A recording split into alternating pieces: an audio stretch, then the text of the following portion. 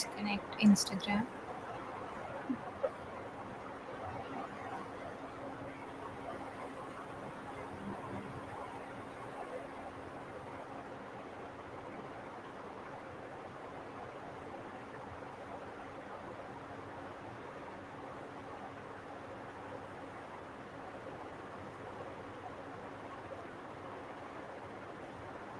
Okay.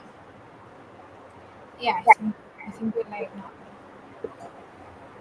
Um, we have a fair number of people joining us.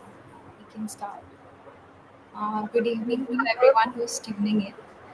Today's live session is about women's labor market outcomes and the contours of national subnationalism. Allow me to introduce our speakers for the evening to you. Professor Vodhu Srujana is an assistant professor at SRM University, Andhra Pradesh. Her research interest lies in studying different aspects of informal labor markets, their intersections with gender, caste, and class, and influence of public policy on labor. A very warm welcome to you, ma'am. Thank you. Professor Anag Toby is an assistant professor at Mahindra University, Hyderabad. Her research interest lies in political economy, macro, and labor economics. A very warm welcome to you as well, ma'am. Thank you so much. So let me begin with my first question. In your study, you anchor your research question around the phase of the pandemic. Why did you choose this particular time frame as the fulcrum of your study? And you also pick up four states to ground this analysis on. So, could you maybe elaborate on why you chose these four states in particular? Right. So what we've done is we have centered our research paper primarily in understanding the differences in labor market outcomes for women during the times of crisis.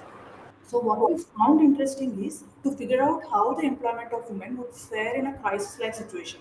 So especially under the notion that many women are in general under pressure to navigate their families away during the time of crisis, right? So now when we talk about crisis, the primary thing that comes to our mind in the recent times, especially in particular, is the COVID pandemic, right? So the COVID undoubtedly have had severe economic, social impact on everyone.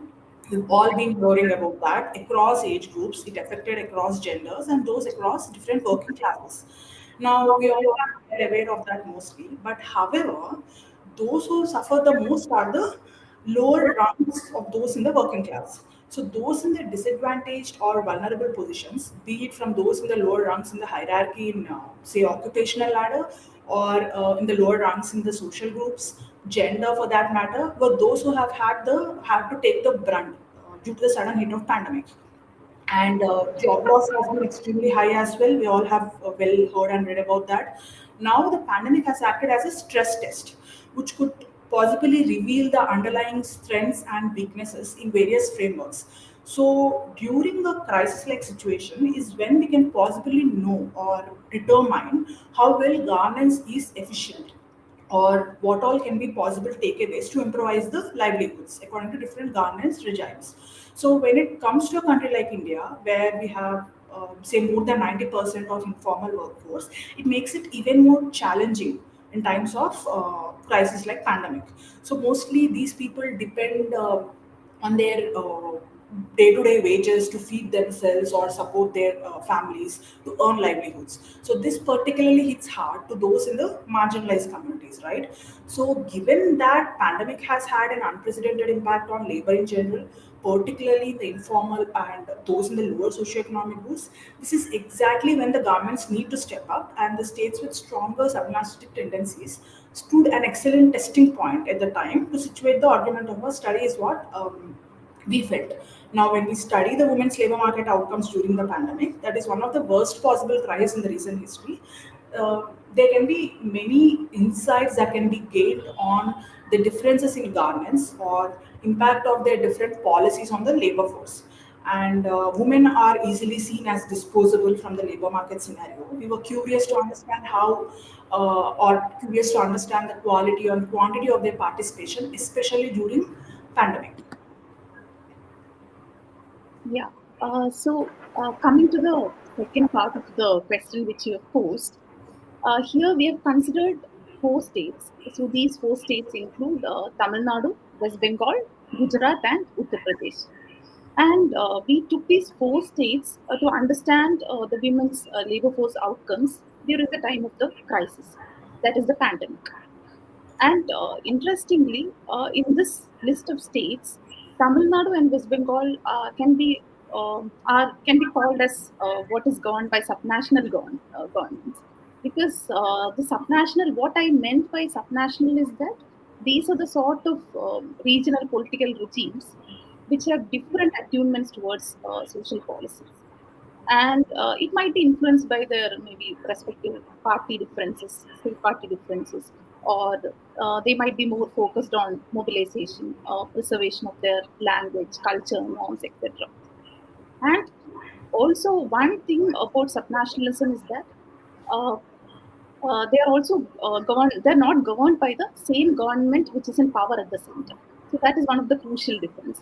But at the same time, when we take the states like Uttar Pradesh and Gujarat, they are being governed by the same government which is in power at the center. And also, these states, what I mean is Uttar Pradesh and Gujarat, they mostly follow the policies of the central government. So what we try to do here is that we intended to find out how the subnational governments can probably play a very crucial role in shaping different policies.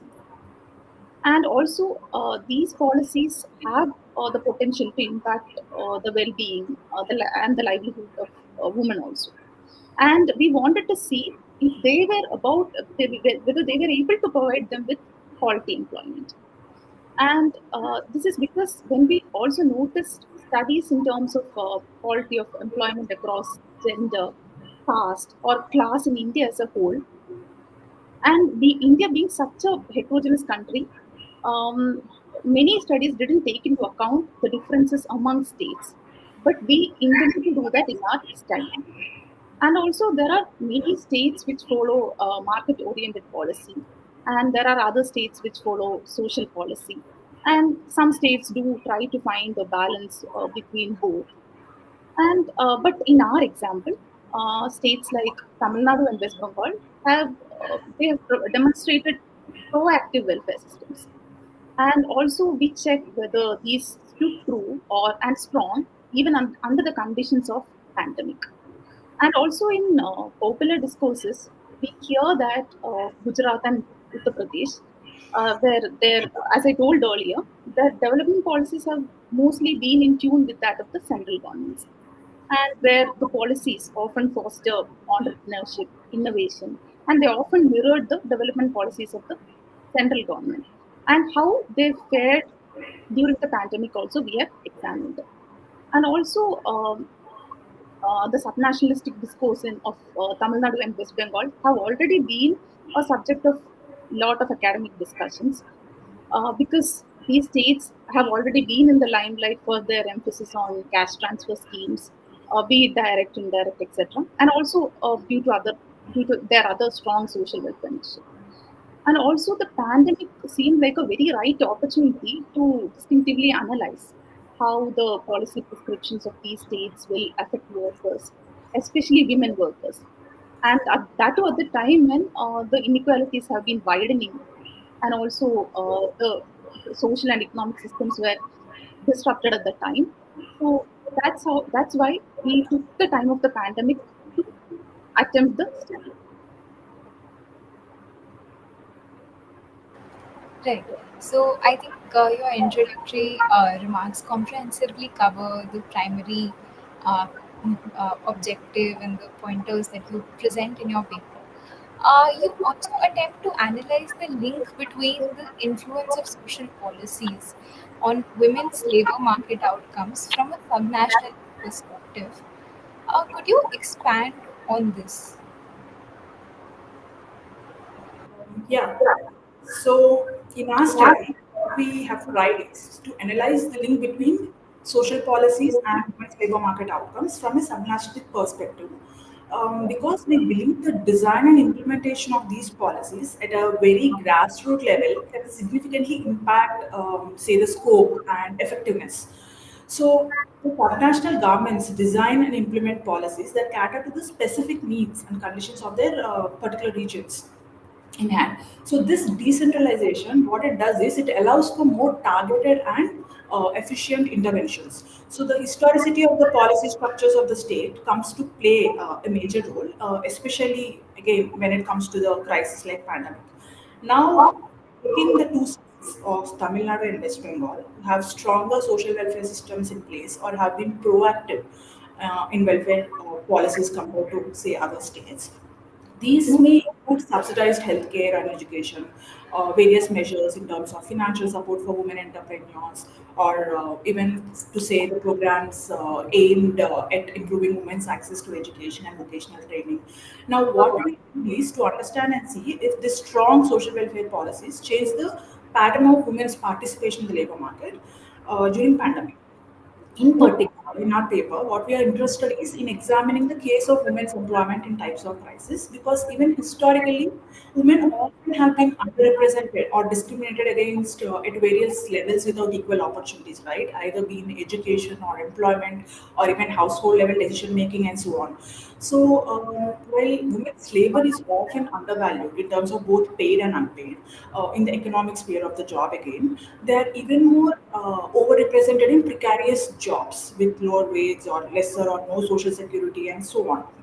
So, in this context, states with Yes. stronger tendencies of social welfare did prove out to have provided better chances for, say, possible decent job avenues for women. This is because women were equipped with necessary skills or training or have been assisted in finding livelihoods. Also, what I'd like to add is that understanding or analyzing from the lens of subnationalism help to capture heterogeneity present in the country also. So the different states have different social norms, economic structures, regional dynamics, and different political landscapes, and these are taken into regard while formulating these policies. So further, these states provided comprehensive social safety nets also and even proactive labor market interventions that could better support women workers during pandemics. And these states were also able to implement emergency measures more effectively, be it in terms of PDS, food distribution, cash transfers, employment guarantee schemes, and so on, which help to mitigate the impact of crisis on women's employment. Got it. Uh, Through your analysis, you also assert that during the pandemic, states with strong subnational politics, such as Tamil Nadu or West Bengal, were better equipped in providing political in contrast to other states such as UP and Gujarat. Why do you think that was the case? Uh, So when we talk about it, even historically, this nature of governance across the states which we took, that is Tamil Nadu, West Bengal, Uttar Pradesh, and Gujarat, they have been very different. For instance, Tamil Nadu and West Bengal have been having very strong roots in implementing various social welfare policies, or they've always had that populist grain ingrained. No, sorry, populist notion ingrained in all their policies.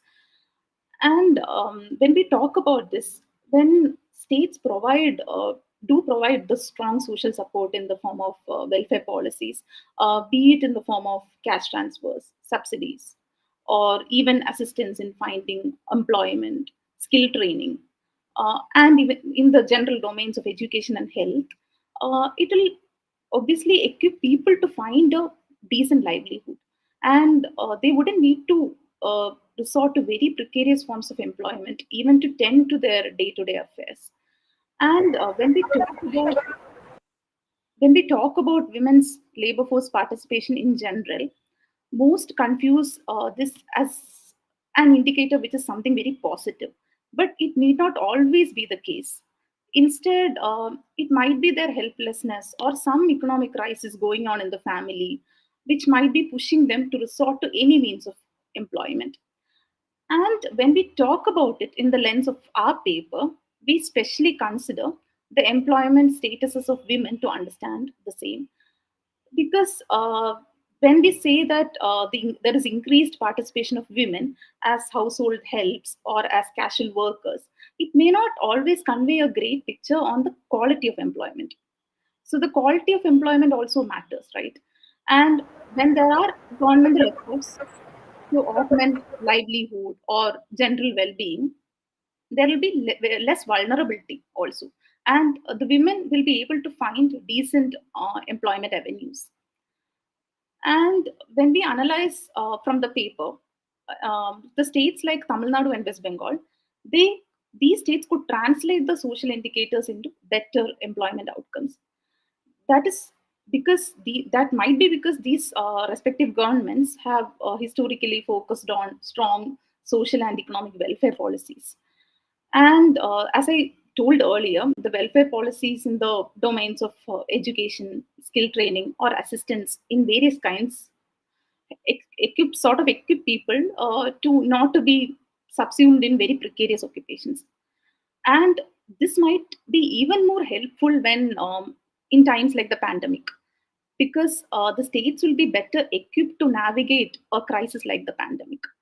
And also, when we talk about it from the lens of our paper, the regular salaried women and those who are in the employer category are proportionally more in Tamil Nadu and West Bengal, even before the pandemic. And also, their situation didn't worsen at the time of the pandemic, also. So, all this might explain the picture we got in the paper. And also, the proportion of household helpers and casual workers have been highest in the states of Uttar Pradesh and Gujarat. And this might be because at the time of the pandemic, women in these states were pushed to work in low quality employment segments. And we feel that our analysis sort of strongly supports this case. Right. So it's not just the access of employment that should be part of the conversation, but equally important is the stability of work, the conditions of work, and the support, institutional support that women are getting while they are employed, uh, which are significant factors, I think, in quality of employment. In your analysis, how do you compute not just the quantity but this quality of women's employment across social groups, uh, especially vulnerable groups? And what are some of the key takeaways of the same? Right. To start with, I think what we should start discussing is the concept of labor market segmentation. Now, labor market segmentation is prevalent and persists at various levels in the world, in India, be it in the form of gender or through ethnicity, social groups, age cohort, geographical factors, and so on.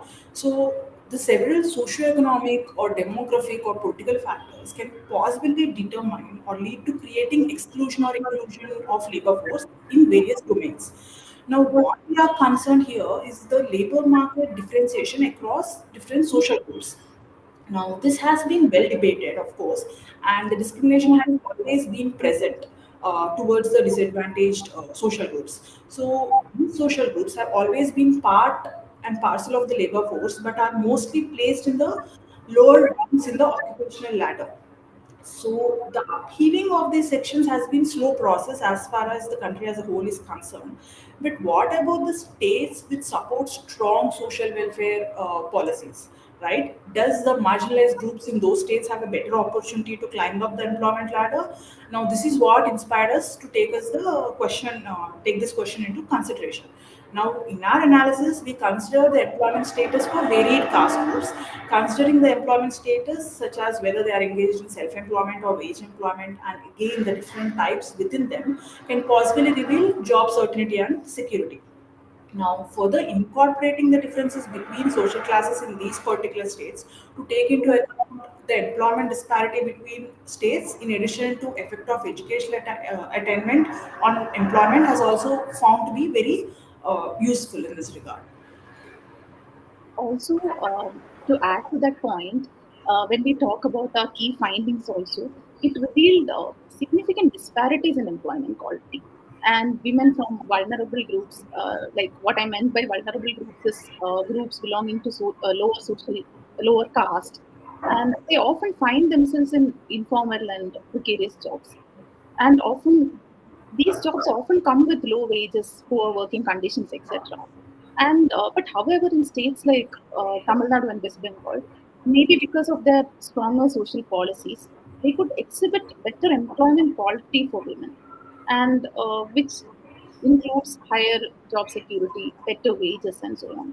And what stands very interesting is that in Tamil Nadu, there has been an increase of SCs in regular salaried employment even during the pandemic, and this can be connected to a possible increase of possible livelihood option and avenues provided by the state. And also, on the other hand, when we talk about household helpers and casual workers among SC/ST women, in Gujarat, it has been increasing over the time of the pandemic in Gujarat and Uttar Pradesh in comparison to the other social categories.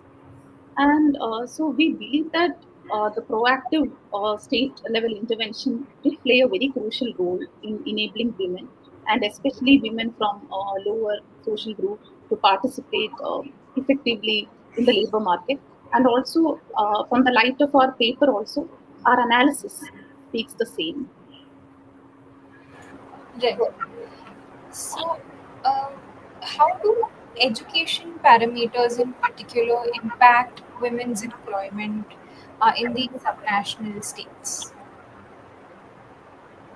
Now, there are many factors which can affect the educational access of women, be it household factors, institutional factors, social, religious factors, economic identity, etc., just like we were speaking till now. But irrespective of any of that, if the state provides adequate opportunities in a way that enables the women to upheave themselves, the entire narrative can be different, right? So, firstly, we can talk about women with better educational attainment to start with.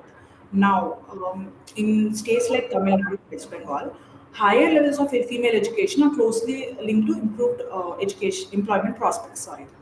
Now, education enhances women's skills, no doubt, making them more competitive in the labor market or increasing the chances of securing a little better, decent employment avenues. We are aware to an extent on how higher or better educational attainment as such has capacity to translate into better job opportunities. Educated women, for that matter, are more likely to be employed in decent jobs, which offers better benefits such as social security net, leaves, and so on.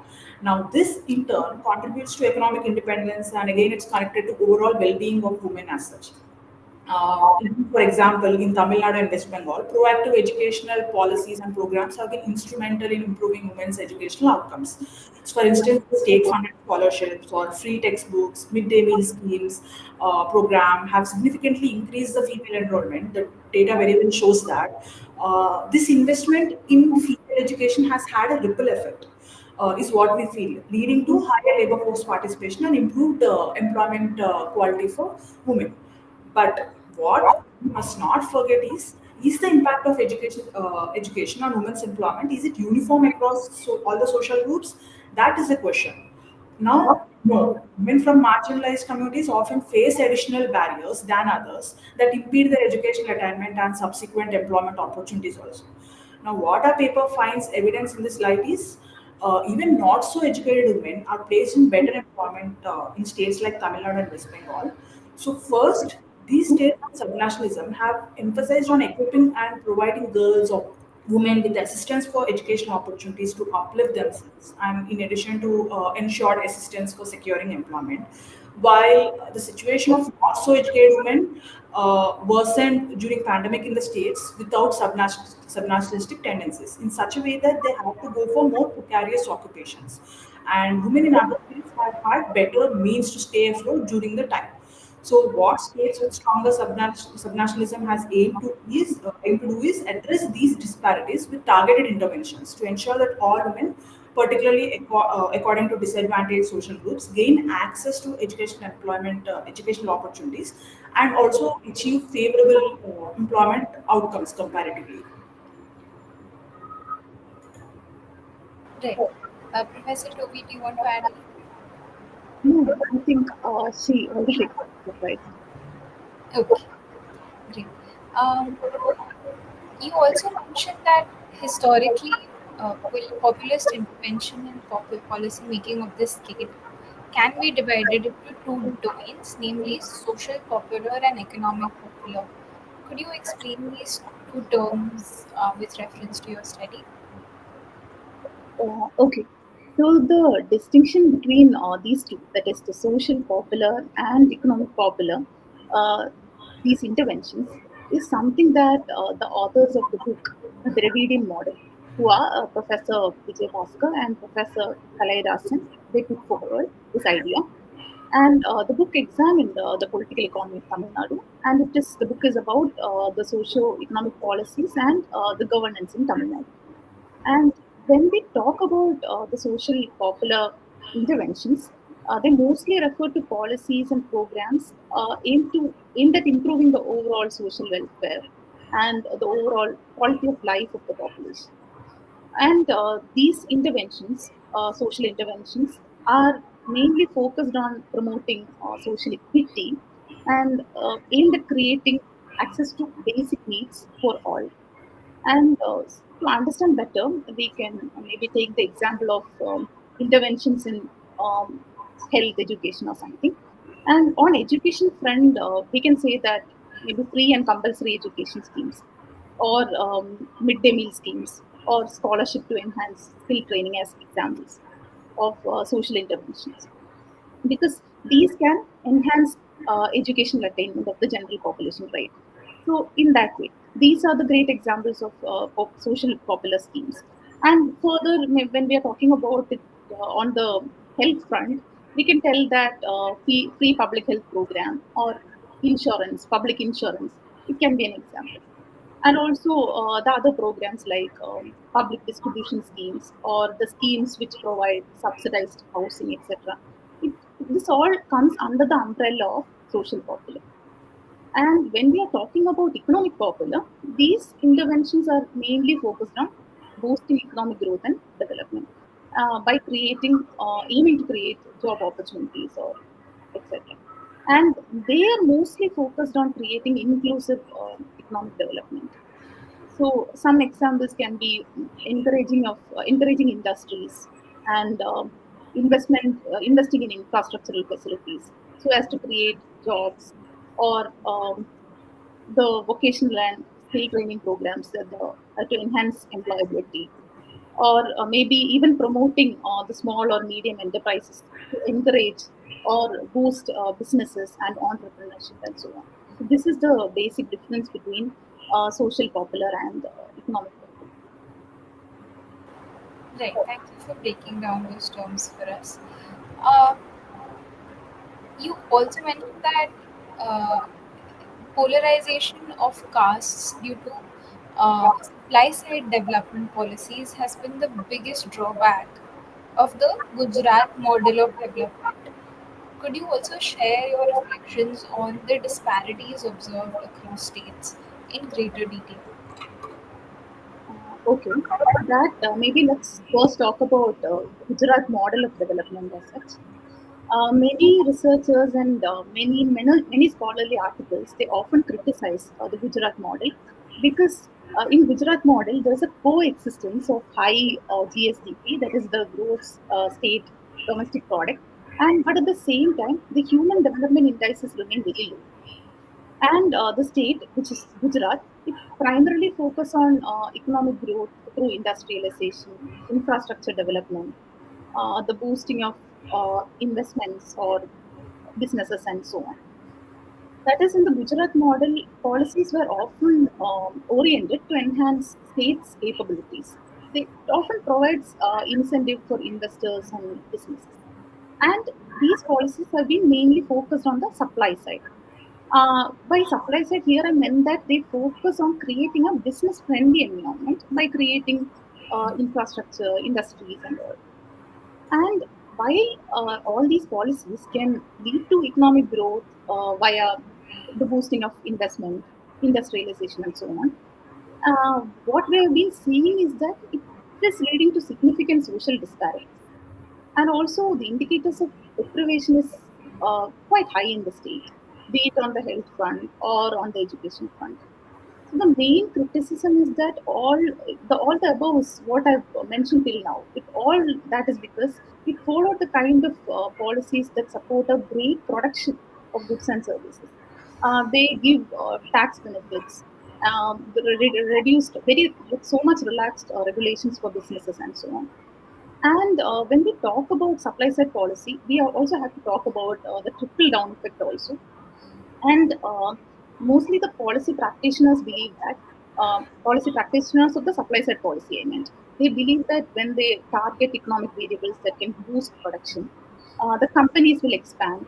And and when the companies expand, then they'll be able to employ more workers, which can result in increased wages and so on. And they believe that the supply side policies can lead to a trickle down effect and it will benefit all the sections of the society. But there are also various criticisms against this. And because the because many people say that the overemphasis on supply may not do, then what about the role of demand or aggregate demand as such? And what about the purchasing power of the people? Shouldn't that be improved? Where do people get the common people get the money from? So that is when the economic conundrum of the whole argument comes in. To add, what we must not forget is that uh, benefits of the so-called growth are not evenly distributed across social groups, right? So this can lead to disparities and widening inequalities. Now, upper class and those with better initial resources have obviously gained more from the development, while the lower social groups and the marginalized communities have often been left behind. So this also may reveal why proportionally women in lower educational and lower social groups are more in vulnerable employment categories in these states, particularly. So this has been particularly evident from the data of various social welfare indicators obtained from these states in itself. Now, when this happens, what can be done ideally to improve or remedy the situation? Social welfare policies become important, right? So, but however, this was not the case in Gujarat model of development. Gujarat has relatively less emphasis on social welfare programs aimed at education or healthcare or programs related to poverty alleviation. This only has further widened the inequalities as the marginalized groups did not have any support to improve their conditions or livelihood. Now, let us turn to, say, the example of Tamil Nadu. Tamil Nadu has focused on social welfare policies such as free education and midday meal schemes, program, the extensive healthcare initiatives aim to uplift the marginalized communities and so on. On the economic front, it also focused on industrialization, skill development, and their focus has been on entrepreneurial support with an aim particularly to create more inclusive growth environment. So this simultaneous focus on social and economic did have an effect is what we feel to lead to better employment outcomes even during pandemic, especially for women. Right, right. So I think what we can also relate to is that the pandemic not only exposed certain complexities that were already existing in the female labor force participation, but also added certain new ones given the disruptive nature of the phenomenon. Okay, with that, I think we can wrap up this particular live. To everyone tuning in, you can access the article we've discussed on the PW website. As a side note, we'd also request you to subscribe to us, support us on our social media channels. A very, very warm thank you to both of our speakers for sharing incredible insights, and I hope that the questions raised today can only further conversation on this often neglected theme of study. Um, Thank you both for tuning in, and thank you for our audience to patiently listening in to us. Thank you. Thank you, dear. Thank Thank you you. so much.